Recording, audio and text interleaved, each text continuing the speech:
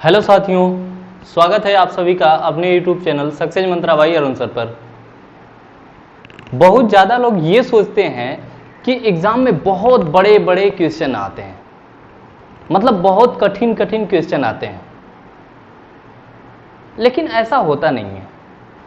ज़्यादा मेहनत हम कठिन क्वेश्चन पे करने में व्यतीत करते हैं, लेकिन सच तो ये है कि सवाल जो होते हैं ना वो मैथ के इजी ही आते हैं, बस हल्का सा घुमा दिया जाता है। ऐसा कुछ नहीं होता है कि बहुत भारी भारी क्वेश्चन आते हैं। हाँ, होता क्या है कि जैसे एग्ज़ाम में एक या दो क्वेश्चन आपको घुमावदार या डिफ़िकल्ट लग सकते हैं। क्यों? वो जानबूझ के डाला जाता है, वो एग्ज़ाम में जानबूझ के डाला जाता है ताकि लड़का जो ना समझ पाए वो उसी को करने में अपना टाइम गंवा दे और बाकी क्वेश्चन को छोड़ दे। तो हमारी समझदारी क्या है ना कि जो हमें पहले क्वेश्चन आ रहा है ना, पहले उसी को हम करें, क्योंकि सारा क्वेश्चन तो एक ही मार्क का या 2 मार्क का इक्वल मार्क का रहेगा ना। सारा क्वेश्चन तो इक्वल मार्क का रहेगा। तो हम जितना टाइम में अगर इसको कठिन वाले क्वेश्चन को कर रहे हैं, जो कि फंसाने के लिए दिया जाता है, ताकि लड़का उसी में फंस के अपना टाइम जो है गंवा दे।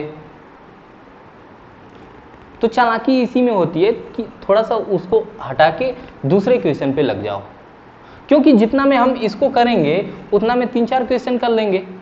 इसको 1 नंबर पाने के लिए या एक क्वेश्चन सही करने के चक्कर में हम 3 क्वेश्चन अपना क्यों गंवाएं? ये भी तो हो सकता है कि वो टाइम मिले तो उसको बाद में हम देख लेंगे, ठीक है। तो हमारी समझदारी इसी में है कि हम जो 1-2 क्वेश्चन मतलब फंसाने के लिए दिए जाते हैं लड़कों को, टाइम बर्बाद करने के लिए, उन प्रश्नों को हम थोड़ा सा छोड़ के आगे बढ़ जाएं। जो क्वेश्चन नहीं आ रहा है एग्जाम में ना, या फिर थोड़ा सा समय लेने वाला है, उसको अभी ब्रेक करके रखिए, मतलब रिव्यू करने के लिए रख दीजिए कि आप अब अगर एग्ज़ाम ख़त्म कर लें तो उसके बाद आप उसको बाद में देखें, उस पर टाइम दें। ऐसा नहीं कि उसी को करने में अपना दूसरा क्वेश्चन भी हम छोड़ दें, आता हुआ क्वेश्चन छूट जाता है। ज़्यादा लड़कों का यही प्रॉब्लम होती है ना कि आता हुआ क्वेश्चन छूट जाता है। आज हम असिस्टेंट लोको पायलट वाला जो 2018 में एग्जाम हुआ था, उसके CBT 1 का पेपर लेके आए हैं, ठीक है। क्वेश्चन लाते हैं, आप देखिए किस तरह के सवाल आपके परीक्षा में आते हैं। आपको इससे कुछ तो अंदाजा चलेगा कि आपके एग्जाम में कैसे लेवल के प्रश्न आएंगे।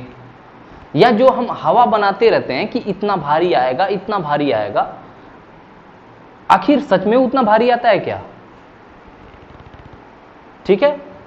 तो उससे हमें एक मतलब सही दिशा मिलेगी कि हमें आखिर में सच्चाई क्या है, कि कठिन ही क्वेश्चन आता है कि इजी क्वेश्चन आता है, ताकि या मॉडरेट आता है, ठीक है। तो चलिए देखते हैं क्या क्वेश्चन आया है।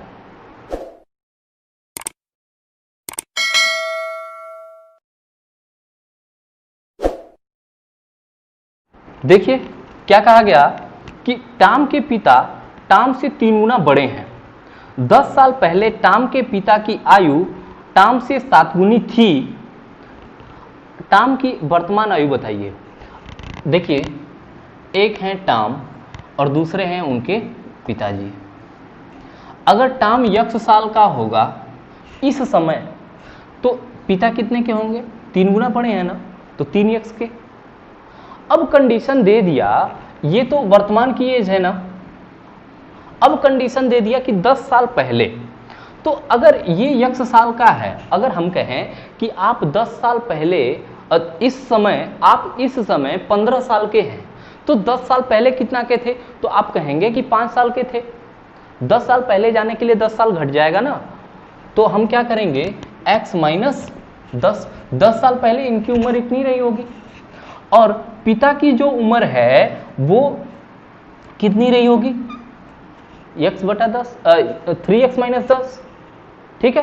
तो कह रहा है ना कि टॉम से 7 गुनी थी। ये जो उम्र है ना इनकी, वो कितनी थी? तो टाम की 7 गुनी थी, इसका मतलब हम इसको 2 तरीके से व्यक्त कर सकते हैं।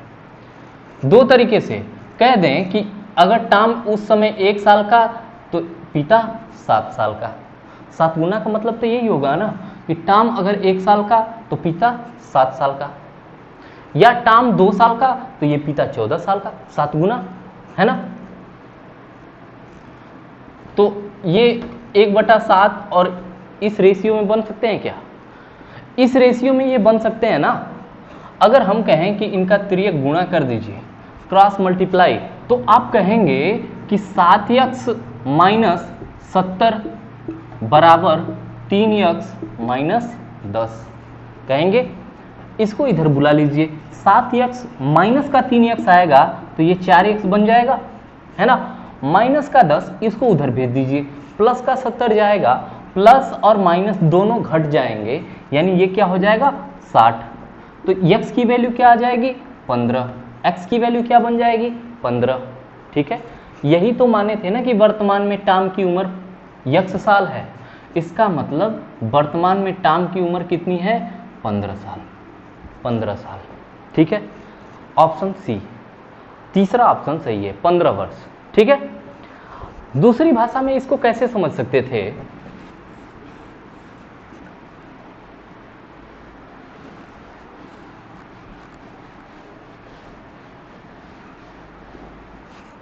देखिए, कह रहा है टाम है, टाम और उनके पिता है ना। टाम अगर x साल का तो ये 3x का। कह रहा है कि 10 वर्ष पहले x माइनस 10 और 3x माइनस 10, है ना। तो जो पिता की उम्र थी ना, पिता की उम्र कितना के बराबर थी? तो टाम का 7 गुना के बराबर थी। टाम की उम्र जितनी थी उसके 7 गुना अगर कर दें तो इतने के बराबर थी। यानी हम कह दें कि जैसे टाम की उम्र 10 साल थी तो उस समय पिता की उम्र कितनी 7 गुना, यानी 7 का गुणा करेंगे तभी तो बराबर होगा, है ना। चलिए, 7x माइनस 70 बराबर 3x माइनस 10। अब वही इक्वेशन बन गया, वही इक्वेशन बन गया, है ना। तो इसको आप हल कर लेंगे। सेम वही चीज है, बस इसमें सोचने का अंतर है। इसमें जो सोचने का अंतर है वो है बस। उसमें हम बटा के रूप में लिख दिए थे या अनुपात बना दिए थे, इसमें ऐसे ही कर दिए। ठीक है, चलिए इसको ऑप्शन से कैसे करेंगे? ऑप्शन से कैसे करेंगे? देखिए, 17 वर्ष, 14 वर्ष, 15 वर्ष और 16 वर्ष, है ना। कह रहा है ना कि जो टाम है, टाम की ये वर्तमान उम्र दिया गया है। तो पिता के बारे में कहा है कि पिता जो है ना वो इससे 3 गुना बड़े हैं। तो 17 तियां 51, 14 तियां 42, 15 तियां 45, ठीक है, 16 तियां 48, 16 तियां 48 हो गया। अब कह रहा है कि ये तो इनकी उम्र हो गई वर्तमान वाली। कह रहा है कि 10 साल पहले की बात करें तो ये कितना का 7 का, और 10 साल पहले इसकी बात करें इनकी तो 10 साल पहले ये कितने के तो 41 के। कह रहा है कि जो इनकी उम्र है पिता की ना वो इनका 7 गुना होना चाहिए, टाम की उम्र का 7 गुना होना चाहिए। तो 7 7 49 होना चाहिए ना, नहीं होगा। 10 वर्ष पहले ये कितने के 4 साल के, 10 वर्ष पहले ये कितने के 32 के। देखिए कितना गुना हो रहा है, 8 गुना है। ये तो 8 गुना है ना, हमें कितना गुना चाहिए 7 गुना चाहिए। 10 साल पहले ये कितने के तो 5 साल के, और 10 साल पहले ये कितने के 35 साल के। देखिए 7 गुना मिल रहा है ना, 7 गुना मिल रहा है ना, यानी यही हमारा ऑप्शन सही हो जाएगा। बात क्लियर हो गई? चलिए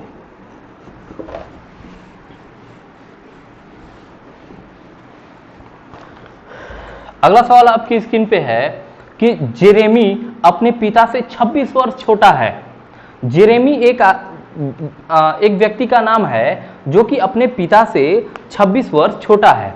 वर्तमान से 8 वर्ष बाद उसके पिता की उम्र उसके स्वयं की उम्र के 2 गुने से 2 वर्ष कम होगी, है ना।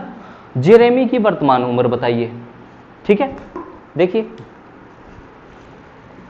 एक है जेरेमी, जी लिख देते हैं और पिता को पी लिख दे रहे हैं, समझ जाइएगा।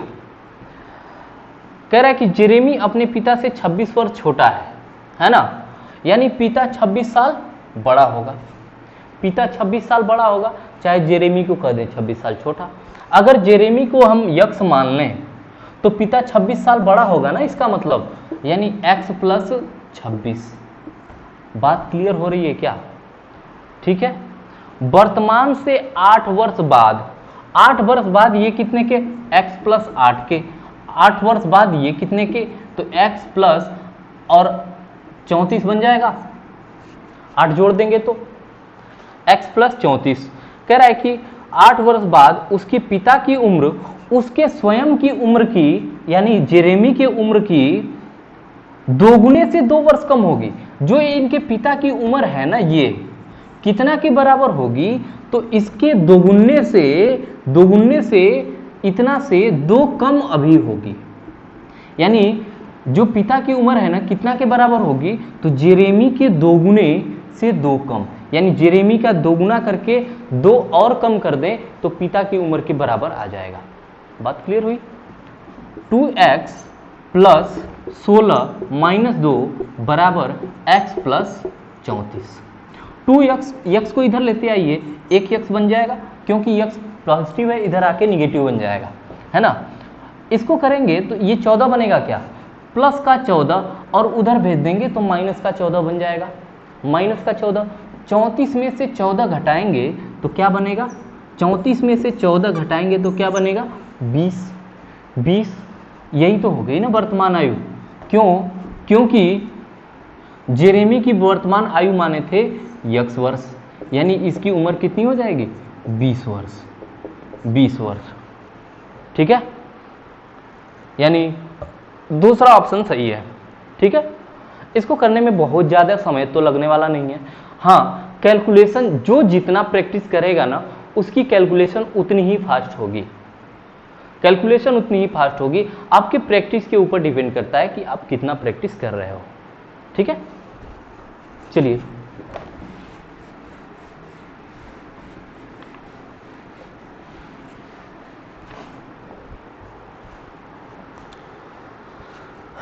अगला सवाल दे दिया।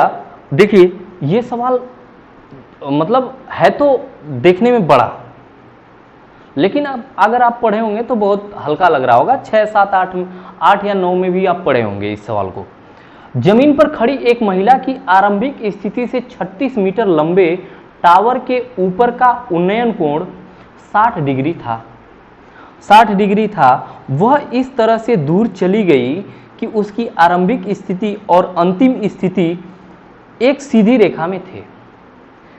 टावर के शिखर से अंतिम स्थिति का उन्नयन कोण 30 डिग्री था।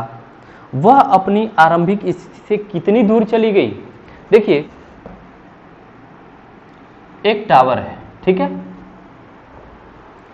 कह रहा है कि यहां पे महिला खड़ी हो गई, मान लीजिए ये प्रारंभिक स्थिति है फर्स्ट वाली। यहां से उस महिला से उसके टावर के शिखर का उन्नयन कोण जो दे दिया। उन्नयन कोण का मतलब क्या होता है? उन्नयन कोण का मतलब क्या है? जो नीचे से किसी चीज को देखे तो धरातल से जितना कोण पे वो देखता है, जितना कोण उसकी आंख बनाती है, उसको कहते हैं उन्नयन कोण, है ना। तो ये हो गया 60 डिग्री का कोण बना रहा है। कितना डिग्री का? 60 डिग्री का, है ना। और कह रहा है कि 36 मीटर लंबा टावर है। ठीक, ये भी बात क्लियर हो गई। अब कह रहा है ना कि ये कुछ दूर चली जाती है, मान लेते हैं इतनी दूर आ गई, ये उसकी अंतिम स्थिति हो गई ना। अब यहां से उसके शिखर का उन्नयन कोण जो है वो कितना बता रहा है? वो कितना बता रहा है? तो 30 डिग्री बता रहा है ना। ठीक है, चलिए अगर पूछा क्या है आरंभिक स्थिति से वो कितनी दूर चली गई, मान लेते हैं इसको यक्स है, यहां से यहां तक। तो देखिए आरंभिक स्थिति से यक्स दूरी चली गई, यही यक्स की वैल्यू ही तो हमारा आंसर होगा ना। इतनी दूरी आई है, यानी जितनी x की वैल्यू होगी उतनी हमारा आंसर हो जाएगा। इसको मान लेते हैं कि यहाँ से यहाँ तक की दूरी जो है y है। ठीक, क्लियर। चलिए अगर हम कहें कि बताइए ये क्या बन रहा है, लंब और ये आधार, लंब बटा आधार क्या होता, tan थीटा, यानी tan 30 डिग्री 60 डिग्री, पहले इस वाले को ले रहे हैं तो tan 60 डिग्री बराबर 36 बटा y। तो tan 60 डिग्री का मान देखिए, हम एग्जाम में करेंगे ना तो इतना लिखने नहीं जाएंगे कि tan 60 डिग्री, वो तो अपने माइंड में रहेगा ना, इसकी डायरेक्ट हम वैल्यू लिखेंगे। तो tan 60 डिग्री की वैल्यू क्या होती, तो कणी में 3 बराबर 36 बटा y। तो हम कह देंगे कि y की जो वैल्यू आएगी ना 36 बटा कणी में 3 हो जाएगी, 36 बटा कणी में 3 हो जाएगी। ठीक है, अब बताइए अगर इस चीज को हम पूरे को लें तो हम कहेंगे कि tan 30 डिग्री बराबर 36 बटा x प्लस वाई, है ना। तो tan 30 डिग्री की वैल्यू 1 बटा कणी में 3 बराबर 36 बटा x, अब प्लस y की जगह अब क्या रखेंगे हम, 36 बटा कणी में 3, क्रॉस मल्टीप्लाई कर दीजिए, है ना। देखिए इससे गुणा करेंगे तो 1 से, तो x प्लस 36 बटा कणी में 3 बराबर 36 कणी में 3, 36 कणी में 3, है ना। तो x बराबर 36 कणी में 3 माइनस 36 बटा कणी में 3। हम क्या कर सकते हैं, हम देखिए क्या कर सकते हैं, इस कणी में 3 को गायब करने के लिए हम क्या कर दें, ऊपर नीचे कणी में 3 का गुणा कर दें, है ना। कणी में 3 का गुणा करेंगे तो 36 कणी में 3 बनेगा, है ना, और कणी में 3 गुणा कणी में 3 बन जाएगा। तो 3 से कटाएंगे तो 12 3 36, यानी हम कह सकते हैं 12 कणी में 3 बनेगा, 12 कणी में 3 बनेगा ना। देखिए कणी में 3 गुणा कणी में 3 बन जाएगा 3, अब 3 से जब भाग देंगे तो 12 3 36, अब 12 कणी में 3, x बराबर निकालेंगे तो 36 कणी में 3 माइनस 12 कणी में 3, यानी 24 कणी में 3, यही तो हो जाएगी वैल्यू। ठीक है आसान, कैलकुलेशन है। जब आपकी प्रैक्टिस रहेगी तो हर एक चीज आसान है, वरना आपके लिए एक जीरो भी आपके लिए कठिन है। ठीक है, तो सबसे बड़ी चीज है प्रैक्टिस। देख रहे हैं आप कि शुरू में 2 क्वेश्चन आपके एज रिलेशन से आ गए, एज रिलेशन से, ये जो है आपके ट्रिग्नोमेट्री से आ गया, त्रिकोणमिति से, अगला भी त्रिकोणमिति से दे दिया है, अच्छा इसके अलावा इसका कोई ऑप्शन नहीं है, इसके अलावा इसका लगाने का कोई अदर ऑप्शन नहीं है आपके पास, उसी में आप जितना छोटा कर सकते हैं कर लीजिए। देखिए अगला सवाल आपकी स्क्रीन पे है कि sin x plus cos x बराबर कणी में 2 sin x, तो tan x का मान क्या है। ठीक है, कह रहा है कि sin x, ठीक है, और प्लस cos x बराबर कणी में 2 sin x, ज्ञात करना है tan x की वैल्यू।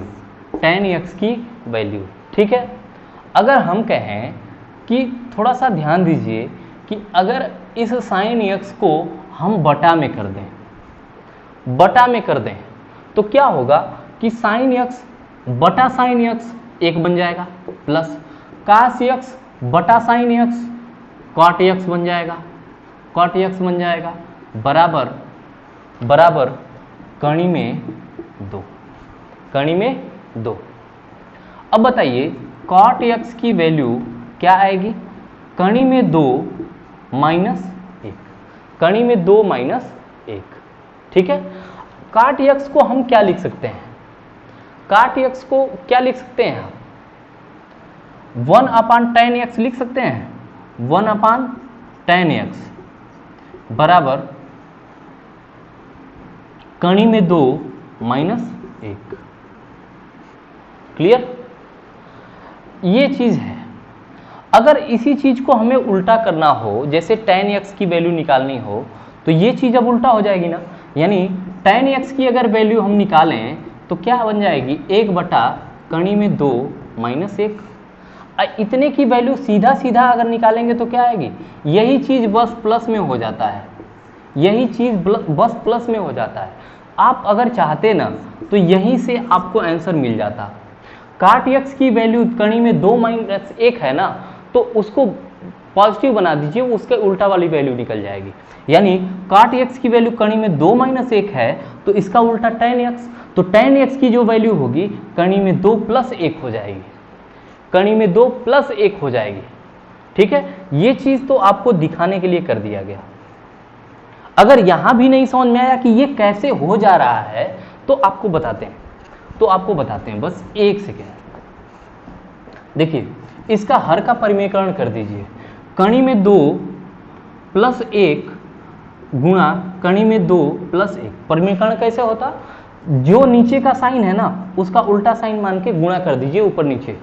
ठीक है, तो 1 का गुणा करेंगे तो कणी में 2 प्लस 1 हो जाएगा ना। ये देखिए, a माइनस बी और a प्लस बी कह सकते हैं a square minus b square, यानी कणी में 2 का स्क्वायर 2 माइनस बी स्क्वायर यानी 1 का स्क्वायर 1। 2 माइनस 1 की वैल्यू क्या आ जाएगी? 1। 1 से भाग देने का कोई मतलब भी तो नहीं है, यानी इसकी वैल्यू क्या बन गई? कणी में 2 प्लस 1।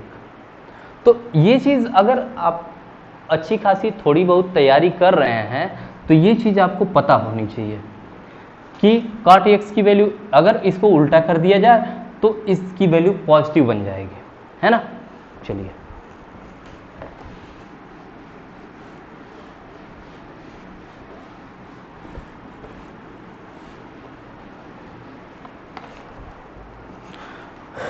अगला दिया कि किसी संख्या का 84% 105 है। अब बताइए, इससे इजी सवाल आपको क्या दे सकता है? बताइए ना। 84% 105 है तो संख्या, हर एक संख्या अपने में तो भैया 100% होती है, यही होती ना। अगर उसका 84% की वैल्यू बता दिया, कितना? 105, तो 1% की वैल्यू निकालने के लिए 84 से भाग दे देंगे। मतलब हम कहें कि 84 कलम का दाम 105 रुपया है, तो एक कलम का दाम बताइए, तो आप कहेंगे कि इसका भाग कर दीजिए। एक की वैल्यू अगर पता चल गई तो 100 की भी वैल्यू निकाल सकते हैं, 200 की वैल्यू निकाल सकते हैं, है ना। तो 105 बटा 84 यही तो होगी इसकी 1% की वैल्यू। अब 100% संख्या निकालनी है, यानी 100% निकाल दिया जाए, है ना। इसको कटा दीजिए आप 7 से, 12 7 84, 7 एकम 7, 7 पचे 35, 3 से अभी कटेगा, 3 चौका 12 और 3 पचे 15, 4 से कटा दीजिए, 25 चौका 100 और 25 गुणा 5, 25 पचे 125। क्लियर? चलिए,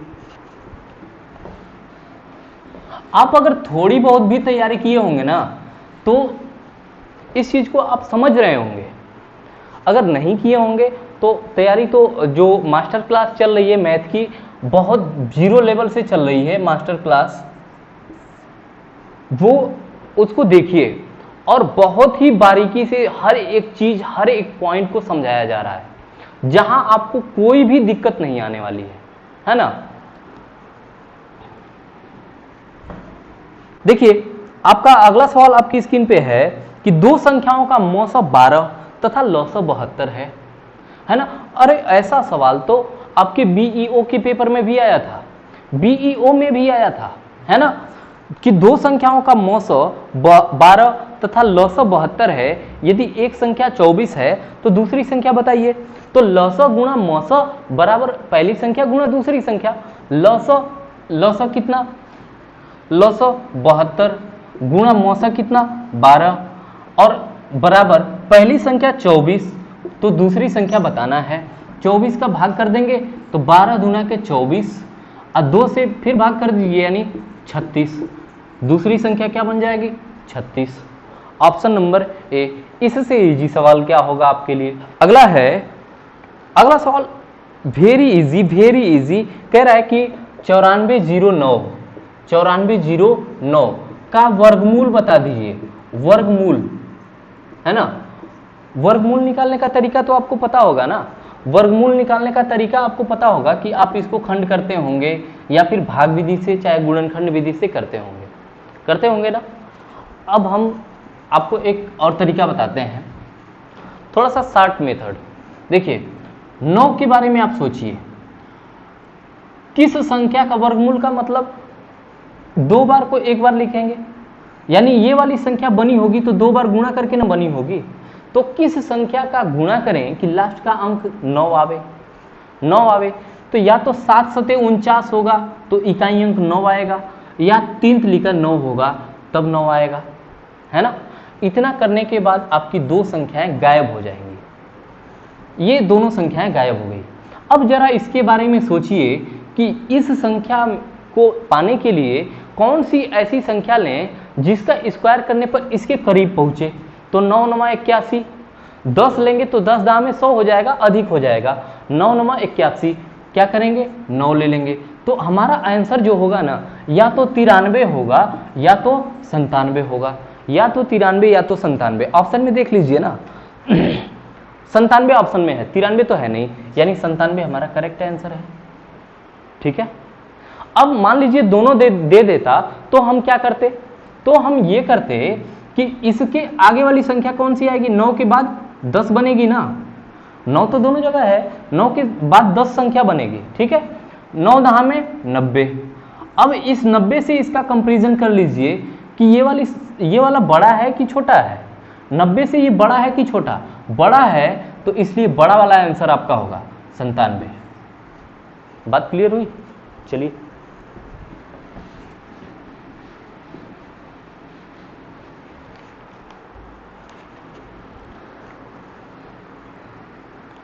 अगला सवाल और भी इजी कह रहा है कि 4/5 में क्या जोड़ें कि 5/4 मिल जाए। 5/4 मिल जाए, इसमें क्या जोड़ें कि इतना हो जाए। हम कहें कि आप बताइए 2 में हम क्या जोड़ दें कि 5 बन जाए, तो आप कहेंगे 3। हम कहेंगे कैसे पता चला, तो आप कहेंगे कि जितना लाना है उसमें से पहले वाले माइनस कर दें, हो जाएगा ना। तो हम क्या करें, इतना ही लाना है ना कि 5/4 हो जाए, यानी 5/4 लाना है, उसमें से किसको माइनस कर दें? 4/5 को। ठीक है। एलसीएम लेंगे 20, 5 × 5 = 25 माइनस 4 × 16, कितना आ जाएगा? 9/20। 9/20, यही तो ऑप्शन आपका सही हो जाएगा। कौन सा है? 9/20, ऑप्शन तीसरा 9/20। ठीक।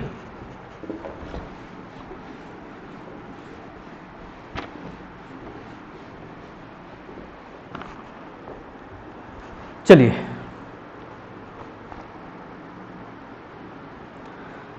अगला दे दिया कि 45 किलोमीटर प्रति घंटा की चाल से ड्राइविंग करने पर एक महिला 1 मिनट पहले कार्यालय पहुंचती है, जबकि 40 किलोमीटर प्रति घंटा की चाल से 3 मिनट देरी से पहुंचती है।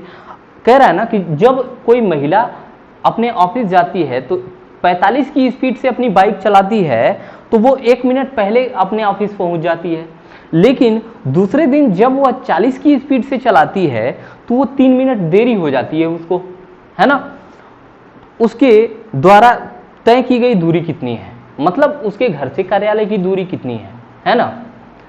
तो हम कहेंगे कि आप इसको 2 तरीके से लगा सकते हैं, या तो दूरी को बराबर कर लीजिए, दूरी तो कांस्टेंट होगी, या फिर एक टाइम को बराबर कर लीजिए। एक टाइम तो फिक्स होगी ना कि इतना में जाना है ना। चलिए तो हम टाइम को कांस्टेंट करते हैं। ठीक है। 45 किलोमीटर प्रति घंटा, समय अगर निकालना है तो समय बराबर दूरी बटा चाल, दूरी बटा चाल। दूरी मान लेते हैं कि x किलोमीटर है। चाल कितना बताइए? चाल कह रहा है कि 45 किलोमीटर प्रति घंटा। तो इतना समय लगा होगा ना, उसका कोई फिक्स टाइम रहा होगा, है ना। तो ये जो समय है ना, वो कह रहा है कि 1 मिनट पहले पहुंच गई है, तो ये जो समय है वो फिक्स टाइम से 1 मिनट कम लगा है। 1 मिनट कम लगा है तो फिक्स टाइम क्या होगा, उसका 1 मिनट ज्यादा कर देंगे तो फिक्स टाइम पे आ जाएगा ना। 1 मिनट ज्यादा कर देंगे तो फिक्स टाइम पे पहुंच जाएगा, यानी 1 मिनट और बढ़ा दीजिए, फिक्स टाइम पे कर दीजिए इसको, है ना। 1 मिनट का मतलब 1/60 घंटा। क्यों? क्योंकि ये तो किलोमीटर प्रति घंटा में है ना। चलिए, फिर कह रहा है कि जब ये 40 की स्पीड से जाती है, तो 40 की स्पीड से जाएगी तो समय निकाल लीजिए, समय बराबर दूरी और बटा चाल, दूरी बटा चाल, हो गया। अब कह रहा है कि 3 मिनट देरी से पहुंचती है, इसका मतलब ये जो समय है ना, ये जो समय है वो 3 मिनट ज्यादा है। इसके द्वारा जो समय लिया गया है वो 3 मिनट ज्यादा लिया गया है, देरी हुई है 3 मिनट, तो 3 मिनट ज्यादा लिया गया, तो उसको फिक्स टाइम पर लाने के लिए 3 मिनट कम करेंगे ना, कम करेंगे तो फिक्स टाइम पे आ जाएगा, यानी -3 मिनट, 3/60, 3/60 हो गया। अब हम क्या करेंगे बताइए, x वाले को एक तरफ कर लें और y वाले को एक तरफ कर लें, है ना। तो x/45 माइनस x/40 बराबर माइनस का 3/60 माइनस का 1/60, माइनस माइनस दोनों जुड़ जाएंगे, 3 1 4/60 बन जाएंगे, है ना। 45 और 40 का अगर एलसीएम की बात करें तो हम कह देंगे कि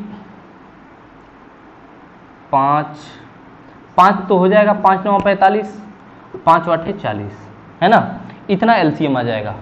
तो 45 से कटाएंगे तो 5 9 45, 8 बचेगा 8x, माइनस यहाँ 9 बचेगा 9x बराबर माइनस का 3 1 4, 4/60 यानी 1/15, 1/15। यहां से करेंगे तो -x बटा 5 गुणा 9 गुणा 8 बराबर माइनस का 1/15 कट जाएगा। देखिए 5 3 15, 5 से कटा दिए और 1 3 से कटाना होगा ना, 8 3 24, ये x/24 बराबर 1 है, तो x बराबर क्या लिख देंगे 24, क्या लिख देंगे 24, यही तो माने थे ना 24 किलोमीटर। ये रहा आपका बेसिक तरीका, है ना। अब इसके बारे में और भी शार्ट कर सकते हैं थोड़ा सा, अगर इसको इस चीज को हम डिटेल में पढ़े हो तो कोई भी चीज अगर शार्ट करना है ना, या फिर कोई मतलब उसको शार्ट तरीके से करना है, तो उसके लिए पहले आपको बेस तैयार करना होगा, है ना। तो इसके बारे में अगर थोड़ा सा डिटेल पढ़े रहेंगे तो इसको शार्ट भी हम कर सकते हैं, बहुत शार्ट कर सकते हैं, शार्ट नहीं बहुत शार्ट कर सकते हैं। जब इसका चैप्टर आएगा तो आपको बता दिया जाएगा कि कैसे इसको शार्ट करेंगे, ठीक है।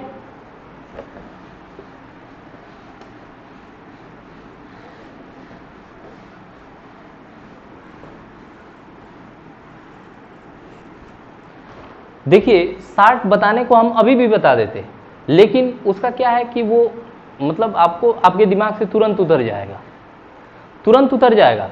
क्यों?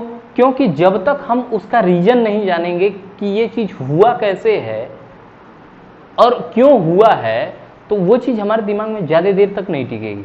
जबकि हम जब बेसिक तैयार कर लेंगे और उससे जब पता चलेगा कि ये यहां से निकल रहा है, तो वो चीज हमारे दिमाग में बैठ जाती है ना। चलिए अगला सवाल बहुत ही इजी है, जो कि आपकी स्क्रीन पे है कि 250 का 56% बताइए। 250 का मतलब गुणा 56% का मतलब 56/100। अगर 25 से कटाएं तो 25 पचे 125, सॉरी 25 एकम 25 10 और 25 चौका 100।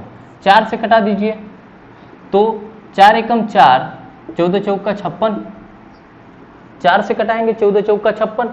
अब आ गया 14 गुणा 10 140, 140। ऑप्शन कौन सा? ऑप्शन ए, पहला ऑप्शन, है ना। चलिए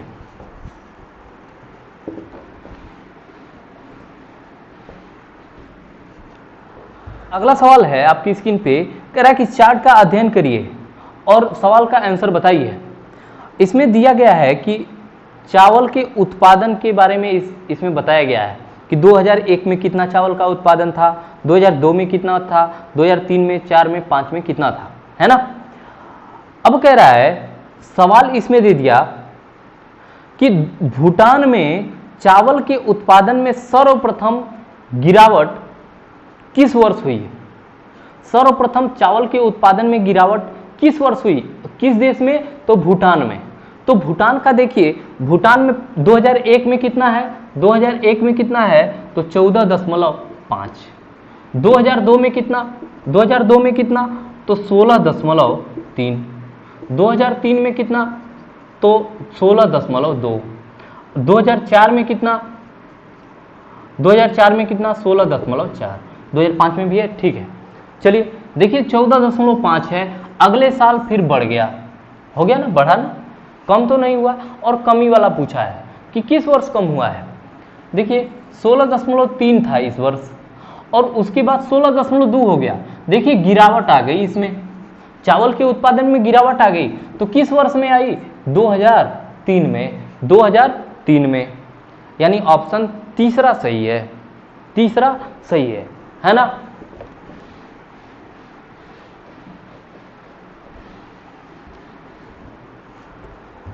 अगला सवाल दिया कि एक ट्रेन 66 किलोमीटर प्रति घंटा की गति से 300 मीटर लंबे प्लेटफॉर्म को 24 सेकंड में पार कर जाती है। ट्रेन कितनी लंबी थी। अब ट्रेन की बात करें तो जब वो प्लेटफॉर्म को पार करेगी तो कितना दूरी चलेगी, अपनी लंबाई और प्लेटफॉर्म की लंबाई के बराबर, ठीक है। तो थोड़ा सा इसको अगर बेसिक तरीके से समझा जाएगा तो चैप्टर में ही समझाएंगे, क्योंकि इस समय उतना मतलब टाइम नहीं है कि आपको पूरा मतलब बेसिक तैयार कराएं पहले हर एक क्वेश्चन का, वैसे नहीं हो सकता ना। तो जो चैप्टर चलेगा जब, तो उस समय इसको बहुत ही बेसिक तरीके से, बहुत ही अच्छे तरीके से आपको बता दिया जाएगा, जो आपके दिमाग से कभी नहीं उतरेगा, इतना वादा है ना। कह रहा है कि 66 किलोमीटर प्रति घंटा की गति से 300 मीटर लंबे प्लेटफॉर्म को 24 सेकंड में पार कर जाती है।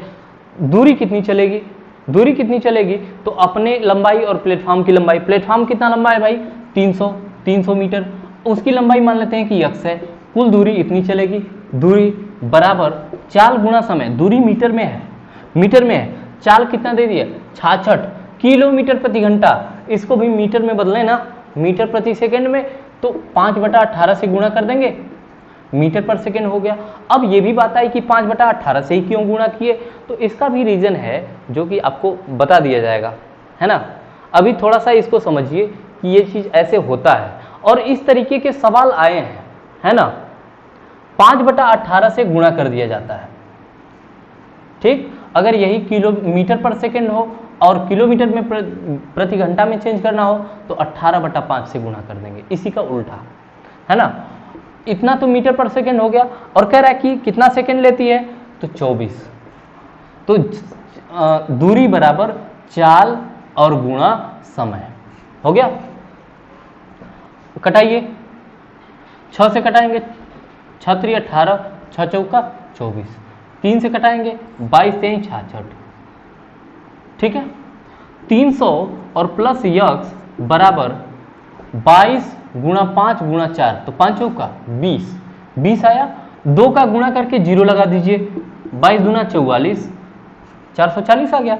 x बराबर 440 में से 300 घटा देंगे तो 140 बनेगा ना, 140, यानी जो ट्रेन होगी 140 मीटर लंबी होगी, है ना।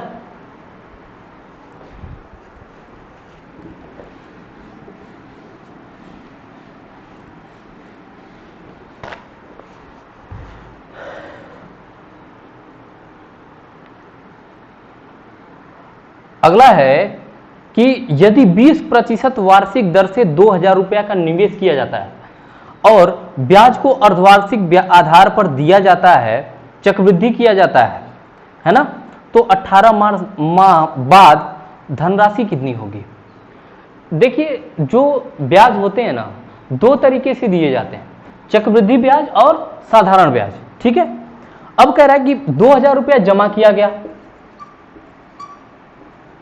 है ना, इसको 20% वार्षिक दिया गया। इसका मतलब कि आधा साल में कितना, अर्धवार्षिक संयोजित करने के लिए कहा है ना, अर्धवार्षिक आधार पर, तो 20% एक साल में दे रहा है, तो आधा साल में कितना देगा, 10%। तो पहली बार ये बढ़ेगी। देखिए, और 18 माह दिया है ना, 18 माह को 6-6 महीने में तोड़ना है, क्योंकि आधा आधा साल पे लग रहा है ना। तो 6×3 = 18, तीन बार बनेगा ना ऐसा। ऐसी कंडीशन कितनी बार आएगी, तो 3 बार। ठीक है, अगर पहली बात करें तो 10% बढ़ेगा ना 6 महीने में, है ना। तो पहली बार कितनी हो जाएगा, 110%, यानी 110/100। दूसरी बार फिर 110% हो जाएगा, और फिर तीसरी बार 110% बन जाएगा, और लास्ट में 110% का मतलब बढ़ा हुआ पैसा निकल रहा है। 10% बढ़ाने के बाद 110 कर रहे हैं, इसका मतलब बढ़ाई हुआ ही निकाल रहे हैं ना। हम कहें कि 3 जीरो से 3 जीरो कटा दें, और इस 3 जीरो से इसके 3 जीरो कटा दें, नीचे का काम खत्म हो गया। अब बताइए, 11 × 11 × 11 1331, और गुणा 2, बताइए गुणा करेंगे तो कितना आएगा, 2 एकम 2, 2 3 6, 2 3 6, 2 एकम 2, 2662 रुपया हो जाएगा। अंत में 2662 रुपया हो जाएगा, यानी दूसरा ऑप्शन तो सही है, 2662। ठीक है, चलिए, 5 मीटर ऊंचे प्लेटफॉर्म के ऊपर से किसी टावर के साथ उन्नयन कोण 30 डिग्री था। यदि टावर 45 मीटर ऊंची थी तो टावर से प्लेटफॉर्म की दूरी, देखिए कह रहा है ना कि ये 45 मीटर ऊंचा टावर है ना, और कह रहा है कि ये जो प्लेटफॉर्म है ना वो 5 मीटर की ऊंचाई पर है। धरातल तो यहां होगा इसका, ये 5 मीटर की ऊंचाई पर है। ठीक, और यहां से जब देखा जाता है ना, यहां से, आखिर इसकी जमीन से तो देखा नहीं जाएगा, प्लेटफॉर्म पर से देखा जाएगा। तो प्लेटफॉर्म से जब देखा जाता है तो इसका जो उन्नयन कोण आता है वो कितना आता है, तो 30 डिग्री आता है। 30 डिग्री आता है। बताइए, ये टोटल कह रहा है कि 5 मीटर ऊंचा है, इसका मतलब 5 मीटर ये भी तो कम हो गया ना। अगर केवल इतने की हम बात करें, केवल इतने की बात करें, है ना, तो ये कितनी बन जाएगी, 5 मीटर ये, और तो ये 40 मीटर बन जाएगी। अब यही वाली दूरी पूछा है कि टावर के पैर से, टावर से प्लेटफॉर्म की दूरी कितनी है ना, टावर से प्लेटफॉर्म की दूरी बताइए। तो यही वाली तो हो जाएगी ना, इसको x मान लेते हैं। तो हमें बनेगा कि tan 30 डिग्री, tan 30 डिग्री की वैल्यू 1/3 बराबर 40 आधार बटा लंब बटा आधार, यानी x। क्रॉस मल्टीप्लाई कर दीजिए, x बराबर क्या आ जाएगा, 40 कड़ी में 3, 40 कड़ी में 3, यही तो था ना, यही दूरी है ना, 40 कड़ी में 3 मीटर। कौन सी हो जाएगी, तो पहला ऑप्शन सही है, 40 कड़ी में 3। ठीक है,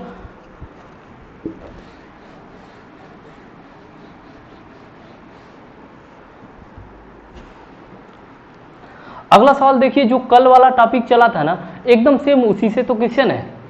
भाज्य और अभाज्य संख्या चला था ना, उसी से क्वेश्चन है। कह रहा है कि इनमें से कौन अविभाज्य है। अविभाज्य का मतलब अभाज्य है ना।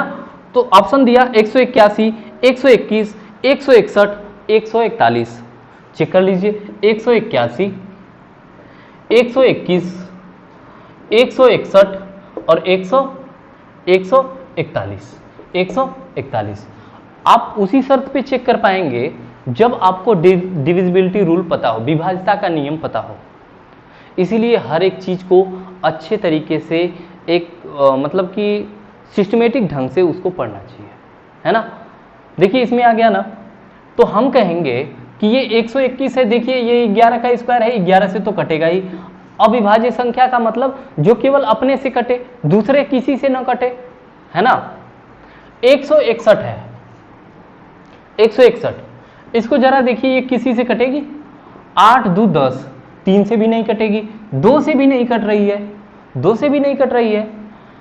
2 से जब नहीं कटेगी तो 3 से कट भी नहीं रही है, 2 से नहीं कटी तो 4 से कटने का कोई चांस ही नहीं है। अब 5 से 0 या 5 हो तब तो कटेगी, 6 से भी नहीं कटेगी। 7 से चेक कर लेते हैं, तो 7 दूना के 14, 4 बचा 41 पर नहीं कटेगी, है ना। अच्छा, दूसरे वाले को तब तक चेक कर लेते हैं। देखिए 161 है, 2 से नहीं कटेगी, 3 से देखिए 6 2 8 नहीं कटेगी, 4 से भी नहीं कटेगी, 5 से भी नहीं कटेगी, 6 से भी नहीं कटेगी, 7 से चेक करिए, 7 दूना के 14, 7 दूना के 14, बचा 2 21 हो गया, 7 3 21 कट गया, 7 से कट जा रहा है ना। अब इसको चेक करें तो देखिए 2 से तो कटेगी नहीं, 3 से चेक कर लेते हैं, 1 4 1 5 1 6, 3 से कट जाएगी, ये 3 से कट जाएगी। इसका मतलब ये तो 3 से भी कट रही, ये तो 7 से, ये 11 से, यही तो नहीं कट रही किसी से। इसका मतलब यही अविभाज्य संख्या या अभाज्य संख्या आ जाएगी, है ना। आप लोग सोचते हो ना कि इतना छोटी छोटी चीजें हम पढ़ के क्या करेंगे, लेकिन वही छोटी छोटी चीजें तो आती हैं जो कि उस पर आदमी ध्यान नहीं देता है और बाद में कहता है कि यार हमारा पेपर सही नहीं हो रहा है। इतना पढ़ते हैं फिर भी पेपर सही नहीं हो रहा है। और उसका रीजन तो ढूंढिए कि वो क्यों नहीं सही हो रहा है ना। चलिए अगला वही फिर से आ गया जो जुड़वा अभाज्य संख्या बताए थे, जुड़वा अभाज्य संख्या है। तो कह रहा है कि निम्न में से कौन सी जोड़ी ट्विन प्राइम्स है। ट्विन प्राइम्स जोड़ी नहीं है ना।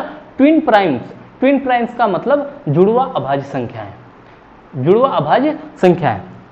अब ऑप्शन दे दिया 131 और 133, ठीक है, 11 और 13, 191 और 193, है ना, 71 और 73। जुड़वा अभाज्य संख्या का मतलब क्या था? ऐसी दो अभाज्य संख्याएं जिनमें 2 का अंतर हो, यही ना, ऐसी दो अभाज्य संख्याएं जिनमें 2 का अंतर हो। ठीक, अब 2 का अंतर तो इसमें भी है, दोनों अभाज्य संख्या है, इसका मतलब ये दोनों हो जाएंगी, मतलब दोनों ये जुड़वा अभाज्य संख्याएं हो जाएंगी।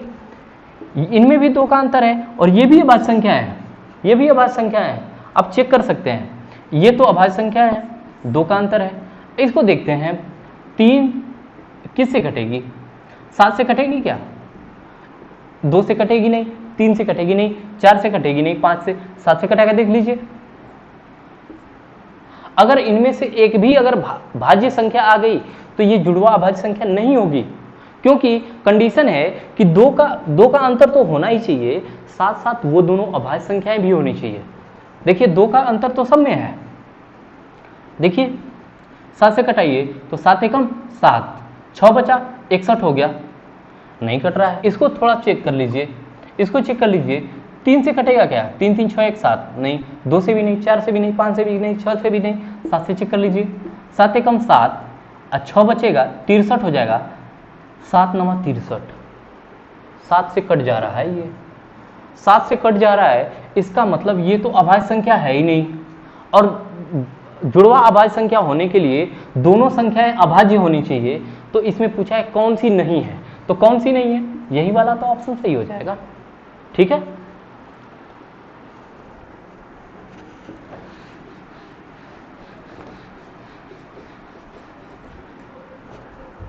अगला है कि यदि sec theta plus tan theta, sec theta plus tan theta बराबर 2, तो sec theta minus tan theta, sec theta minus tan theta की वैल्यू पूछा है, क्या होगी? अगर हम कहें कि sec square theta minus tan square theta बराबर क्या होता है?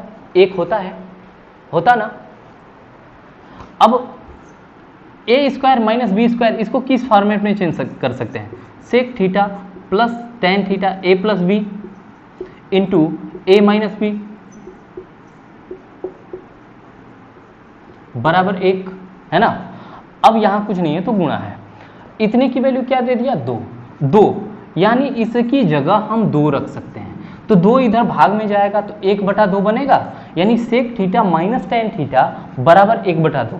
1/2 ऑप्शन में नहीं है, पॉइंट में दिया, 0.5 लिख सकते हैं क्या इसको, 0.5। ऑप्शन कौन सा है, 2, ऑप्शन दूसरा है।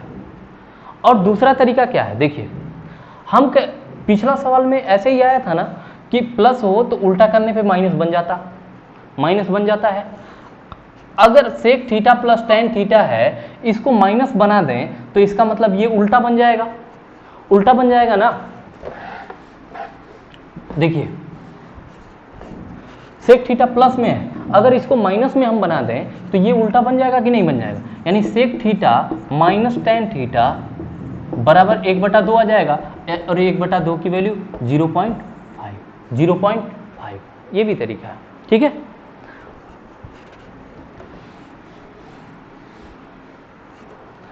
अब कह दिया लास्ट क्वेश्चन है और बहुत ही सरल क्वेश्चन कि 34, 51 और 68, 34, 51, 68 का एलसीएम बता दीजिए, एलसीएम कितना होगा, है ना।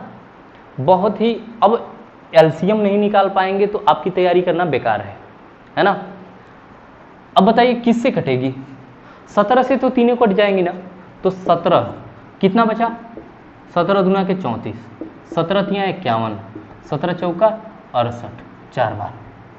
तो हम कह सकते हैं कि अब ये 3 तो ठीक है, अब 4 ले लेंगे तो 4 में तो 2 भी आ जाएगा ना, तो 4 ही ले लेते हैं डायरेक्ट, 2 भी शामिल हो गया, है ना। तो 17 तियां 51, 17 तियां 51 और गुणा 4, तो 4 एकम 4 और 4 पचे 20, 204, ऑप्शन बी, ठीक है। तो ये थे आपके असिस्टेंट लोको पायलट का जो 2018 का पेपर हुआ उसका एनालिसिस, है ना। कि इसमें आप इससे लेवल जान सकते हैं कि आपके मैथ का लेवल मतलब इसमें क्या होने वाला है, एनटीपीसी में, चाहे ग्रुप डी में, चाहे किसी में भी, है ना। चलिए तो मिलते हैं अगले वीडियो में।